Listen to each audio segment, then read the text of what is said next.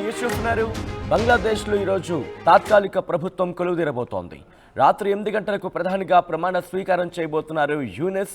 Nobel శాంతి బహుమతి గ్రహీత యూనస్ను తాత్కాలిక ప్రధానిగా ఎంపిక చేశారు విద్యార్థి సంఘాలు. దీంతో బంగ్లాదేశ్లో హింస అంశానికి సంబంధించి ఇప్పుడు క్వశ్చన్ మార్క్ వినిపిస్తోంది. బంగ్లాదేశ్లో హింస ఆగుతుందా? ఎందుకంటే పోలీసులు కూడా చేతులెత్తేసిన ఆ వైనాన్ని చూసాం. ఈ నేపథ్యంలో శాంతి భద్రతలను అదుపులోకి తీసుకొచ్చేందుకు రంగంలోకి దిగింది యువత. మరి ముఖ్యంగా మాజీ ప్రధాని హసీనా పార్టీకి చెందిన అవామీ లీగ్ నేతలకు సంబంధించి కూడా ఇప్పుడు ఆ మాట వినిపిస్తోంది. హిందువులే లక్ష్యంగా అల్లరి మూకలు అరాచకాలు సృష్టిస్తున్నాయి.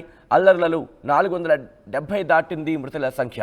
మంగళవారం ఒక్కరోజే 29 మంది అవామీ లీగ్ నేతలు హత్య జరిగిందంటే అర్థం చేసుకోవచ్చు అక్కడ ఎటువంటి పరిస్థితి ఉంది అనేది. మాజీ ప్రధానితో సన్నిహిత సంబంధాలు ఉన్నాయని హీరో డైరెక్టర్ అయిన తండ్రి కొడుకులు ఇద్దరిని కూడా దారుణంగా హత్య చేశారు. అయితే ప్రాణాలు కాపాడుకునేందుకు బోర్డర్ దాటి బెంగాల్లోకి వచ్చేందుకు 500 మందికి పైగా ప్రయత్నించారంటే ప్రస్తుతం బంగ్లాదేశ్లో ఎటువంటి పరిస్థితులు ఉన్నాయో అర్థం చేసుకోవచ్చు. ఎక్కడుంటే చంపేస్తారు, భారత్లోకి రానివ్వాలంటూ కూడా వేడుకుంటున్నారు శరణార్థులకు సర్ది చెప్పి వెనక్కి పంపించేస్తోంది బీఎస్ఎఫ్. హసీనా దేశం విడిచిపెట్టిన రోజున జరిగిన హింసలో 30 మంది అల్లరి మూకల్ని పోలీసులు చంపేసినట్లు వార్తలు వస్తున్నాయి. ఒకసారి అక్కడ పరిస్థితి చూద్దాం.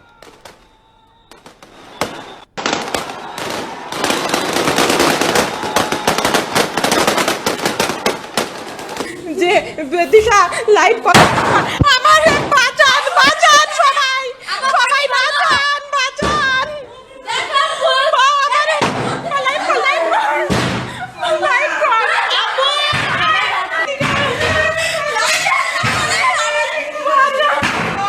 সবাই দেখো কি করতেছে।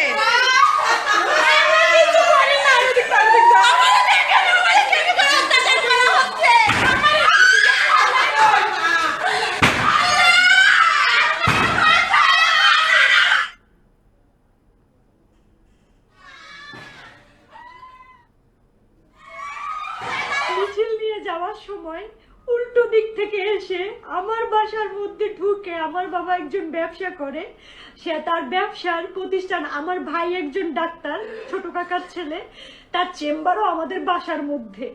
এই চেম্বারের মধ্যে ঢুকে আমাদের পুরো ভাইঙ্গা চুইরা কিচ্ছু রাখে নাই। আমার কাকাকে খুঁজতেছিল, আমার ভাইকে খুঁজতেছিল, মানে এরা কোথায়।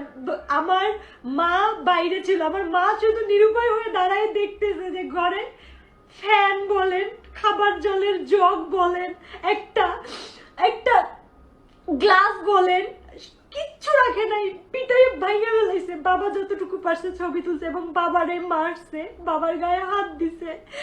আর আমার ছোট কাকা তো পলাই আছে, আমার ছোট কাকাকে ওরা খুঁজতেছে। মানে আমরা কতটা নিরুপায় আজকের এই ছাত্রদের কারণে। আমরা এখন কি দেশ ছেড়ে নিজের জায়গা জমি ছেড়ে কি আমরা ইন্ডিয়া পালাই যাবো এটা মনে করতেছে সবাই। কেন ইন্ডিয়া যাব? আমরা স্বাধীন দেশে বাস করি না? আমরাও দেশের নাগরিক না? তো তাহলে কেন আমাদের সাথে এরকম হবে? আমরা তো স্বাধীনতা ঠিক আছে, সবই ঠিক আছে, মিছিল নিয়ে సో విజువల్స్ మనం చూసాం. ఇటు బంగ్లాదేశ్లో హింస ఏ స్థాయికి చేరిందో మనం చూస్తున్నాం. ఈ నేపథ్యంలో తాత్కాలిక ప్రభుత్వం ముందు అనేక సవాళ్లు ఉన్నాయని చెప్పుకోవాలి. మరి ముఖ్యంగా యువతకు సంబంధించి విద్యార్థులు అక్కడ నిరసన చేపట్టిన పరిస్థితి మనం చూసాం. హింసకు దారితీస్తున్న పరిస్థితులను చూసాం. ఇప్పుడు ఆ హింసను అక్కడ పరిస్థితిని ముఖ్యంగా శాంతి భద్రతలను అదుపులోకి తీసుకురావాల్సిన అవసరం కనిపిస్తోంది. దాంతోపాటు ఇంకా వివిధ అంశాలు. మరి ముఖ్యంగా మహమ్మద్ యూనస్ ముందు అనేక సవాళ్లు ఉన్నాయని చెప్పుకోవాలి. షేక్ హసీనా బద్ద శత్రువు చేతికి బంగ్లాదేశ్ వెళ్ళిందా అంటే అవుననే మాట వినిపిస్తోంది. ఎందుకంటే అటువంటి వ్యతిరేకత వాళ్ళిద్దరి మధ్య ఉండినట్టు అర్థం చేసుకోవచ్చు. అలాంటి యూనస్ ఈరోజు తాత్కాలిక ప్రధానిగా ఆయన బాధ్యతలు చేపట్టబోతున్నారు.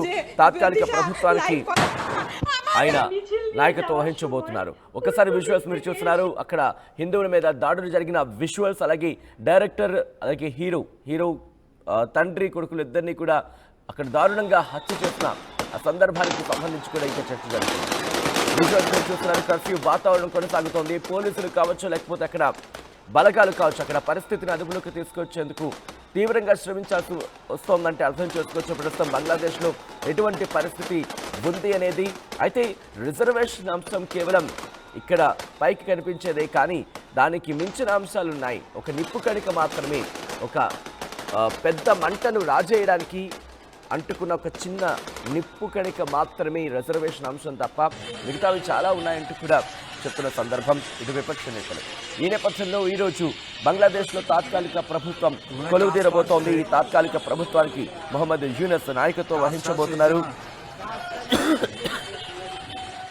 బంగ్లాదేశ్ నుంచి ప్రధానిగా రాజీనామా చేసిన తర్వాత షేక్ హసీనా భారత్కు వచ్చిన సందర్భాన్ని చూసాం. ఈ నేపథ్యంలోని షేక్ హసీనాకు బద్ధ శత్రువు, అవును దీర్ఘకాల రాజకీయ శత్రువుగా చెబుతూ ఉంటారు. దాంతోపాటు నోబెల్ శాంతి బహుమతి గ్రహీత మొహమ్మద్ యూనస్ ఆ దేశ తాత్కాలిక ప్రధానిగా ఎన్నికయ్యారు. బాధ్యతలు చేపట్టబోతున్నారు ఈరోజు. ముఖ్యంగా ఈయనకు సూక్ష్మ రుణాలు, స్మాల్ ఫైనాన్సెస్ అంటూ ఉంటాం, వాటికి సంబంధించిన విషయంలో దాంతో అంటే ఆ పర్టికులర్గా అంశమే కాదు, ఆర్థిక రంగానికి సంబంధించి బంగ్లాదేశ్లో ఆర్థిక రంగంలో కీలకమైన మలుపులు తిప్పిన అంశాలకు సంబంధించి ఈయన మార్కు ఉంటుంది, ఈయన మార్కు వినిపిస్తూ ఉంటుందంటూ కూడా అక్కడ జోరుగా చర్చ జరుగుతోంది. అయితే హసీనా మాత్రం ఆయన విధానాలను తీవ్రంగా విమర్శించేవారు. దీంతో స్థానిక కోర్టు ఈ మధ్యానికి జైలు శిక్ష కూడా విధించింది. ఆయన దీన్ని రాజకీయ ప్రేరేపిత కేసు అంటూ కూడా ఆయన చెప్పుకొచ్చిన సందర్భం. సో ఇవన్నీ జరుగుతూ ఉన్నాయి. ఇవన్నీ జరుగుతున్న నేపథ్యంలో రిజర్వేషన్ అంశం తెర మీదకి రావడం, తెర మీదకి వచ్చిన తర్వాత విద్యార్థులు ఒక్కసారిగా ఆ వ్యతిరేకత పెళ్ళుబుకిన తర్వాత ఇటు ఆర్మీకి సంబంధించి అవును ఆ పరిస్థితిని కంట్రోల్ చేసుకోలేని స్థితికి వెళ్ళిపోయిందంటే అర్థం చేసుకోవచ్చు. 45 నిమిషాల సమయంలోని షేక్ హసీనా అక్కడి నుంచి బంగ్లాదేశ్ ప్రధానిగా రాజీనామా చేసి బయటకు వచ్చేస్తున్న సందర్భాన్ని చూస్తాం. ఈ నేపథ్యంలో ఆ నిరసనలకు నాయకత్వం వహించిన విద్యార్థులు మాకు సైనిక ప్రభుత్వం వద్దు అంటూ చెప్పేశారు. మహమ్మద్ యూనస్కి సంబంధించి, ఎందుకంటే ఆయన professor at the same time ఆర్థికవేత్త, రెండు కావడంతో ఆయన పేరుని ప్రతిపాదించినట్టుగా తెలుస్తోంది. ఒక్కసారి ఇక్కడ గమనిస్తే కనుక సాధారణంగా ఇటువంటి అస్థిరత ఉన్న పరిస్థితుల్లో ఎవరు ఆ పొజిషన్ తీసుకోవడానికి అంతగా ఆసక్తి చూపించరు. ఎందుకంటే పరిస్థితులను అదుపులోకి తీసుకురావాలి. మరి ముఖ్యంగా విద్యార్థులకు సంబంధించి నాయకత్వం వహిస్తున్నారు. ఇక్కడ రాజకీయ పార్టీలు కాదు, ఇక్కడ విద్యార్థులు నాయకత్వం వహిస్తున్న సందర్భం ఉంది కాబట్టి అన్ని కోణాలను కూడా చూడాల్సి ఉంటుంది. సో ఇటువంటి నేపథ్యంలోనే అధ్యక్షుడు షహాబుద్దీన్తో పాటు సైనికాధినేతలు, వాళ్ళతో పాటు విద్యార్థి సంఘాలు వీళ్ళందరూ కూడా భేటీ అయ్యారు. అధ్యక్షుడు షహాబుద్దీన్ విద్యార్థి సంఘాల నేతలతో 6 గంటలకు పైగా చర్చించారంటే ఈ ఎంపిక అంటే ఎంత సుదీర్ఘంగా జరిగిందో అర్థం చేసుకోవచ్చు. ఆ పేర్ల ప్రస్తావన కావచ్చు, ఒకనొక టైంలో ఖలీదా పేరు కూడా వినిపించిందంటే అర్థం చేసుకోవచ్చు. ఎందుకంటే ఆవిడ రిలీజ్ అయిన సందర్భం, ఆవిడ పేరు తెర మీదకి వచ్చింది కాబట్టి బహుశా తాత్కాలిక ప్రధానిగా ఖలీదాను నియమిస్తారా అని ఒక మాట కూడా వినిపించింది. కానీ యూనస్ పేరు అక్కడ తెర మీదకి రావడం అనూహ్య పరిణామం కింద చెప్పుకోవాలి. ఎందుకంటే ఇక్కడ విద్యార్థి సంఘాలకు సంబంధించి ఏమంటున్నారంటే, విద్యార్థి సంఘాలకు సంబంధించి 6 గంటల పాటు జరిగిన డిస్కషన్లో ప్రస్తుతం ఆర్థిక రంగం కూడా ఇబ్బందిగా ఉంది, బంగ్లాదేశ్ అస్థిరంగా ఉంది, వాటిని ట్రాక్లోకి తీసుకురావాలంటే యూనస్ అయితేనే కరెక్ట్. ఎందుకంటే ఆయన ఆర్థికవేత్త, అట్ ద సేమ్ టైం రాజకీయ కోణాన్ని కూడా చూస్తున్నారు, దాంతోపాటు ప్రొఫెసర్, ఇవన్నీ కూడా ఆయనకి కలిసి వచ్చే అంశం అంటూ కూడా వాళ్ళు చెప్పిన సందర్భం. ఇక్కడ ప్రొఫెసర్ యూనస్ కూడా రియాక్ట్ అయ్యారు.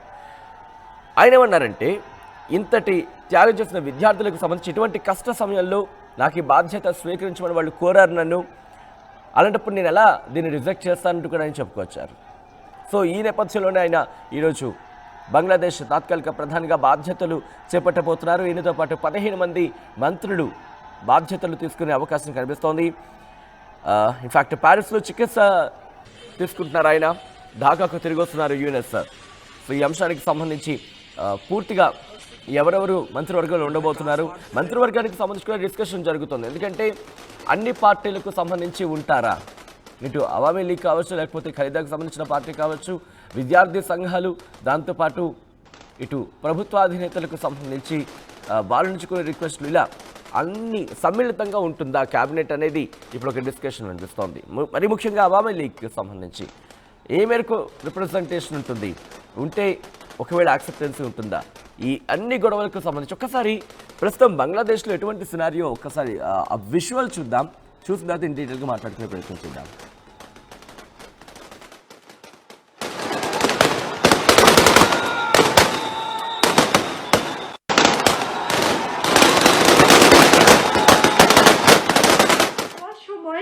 উল্টো দিক থেকে এসে আমার বাসার মধ্যে ঢুকে, আমার বাবা একজন ব্যবসা করে, সে তার ব্যবসার প্রতিষ্ঠান, আমার ভাই একজন ডাক্তার, ছোট কাকার ছেলে, তার চেম্বারও আমাদের বাসার মধ্যে।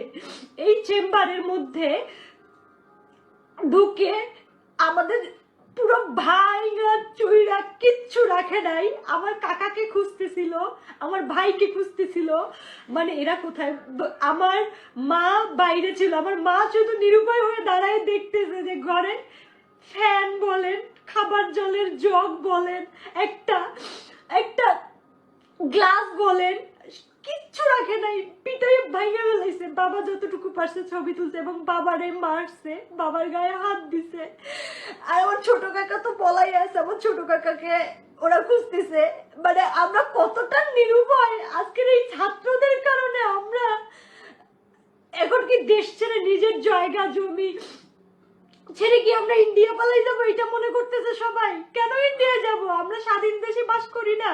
আমরাও দেশের নাগরিক না? তো তাহলে কেন আমাদের সাথে এরকম হবে? আমরা তো স্বাধীনতা যে দিশা লাইভ করে আমার বাঁচান বাঁচান সবাই সবাই বাঁচান বাঁচান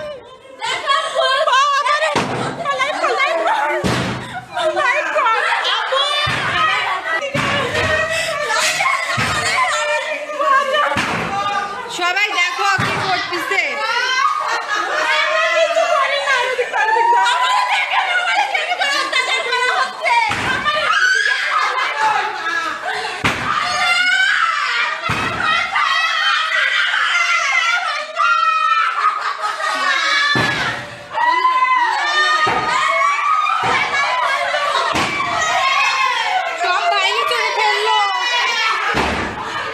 সব বাইরে চলে ফেলতেছে বাড়ি ঘর।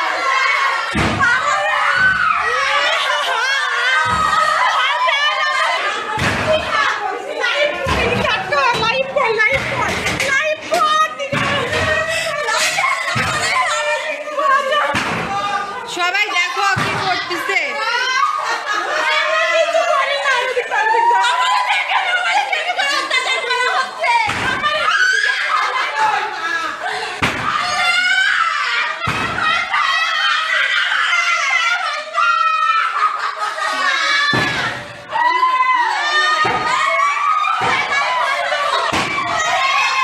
সব বাইরে চলে ফেললো,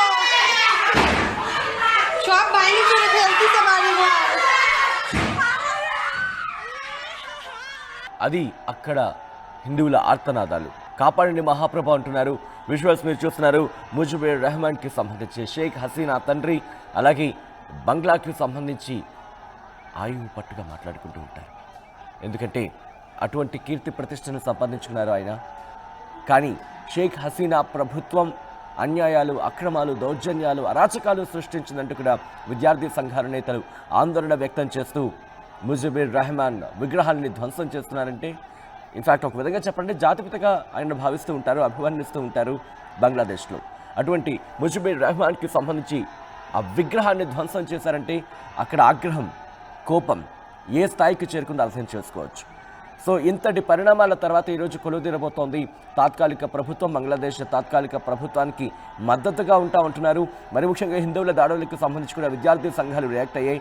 విద్యార్థి సంఘాలు కూడా మేము కూడా మద్దతుగా ఉంటాం, ఎటువంటి దాడులు, మరి ముఖ్యంగా పరిరక్షణ విషయంలో అదుపు తప్పితే కనుక ఉపేక్షించేది లేదంటూ కూడా వాళ్ళు కూడా చెప్తున్న నేపథ్యాన్ని మనం చూసాం. సో ఇప్పుడు కొత్తగా ప్రభుత్వం, అవును తాత్కాలిక ప్రభుత్వం కొలువుదీరబోతోంది. తాత్కాలిక ప్రభుత్వానికి నాయకత్వం వహించబోతున్నారు ఆయన యూనస్. సో ఈ నేపథ్యంలో ఆయన ముందు అనేక సవాళ్లు ఉన్నాయని చెప్పుకోవాలి.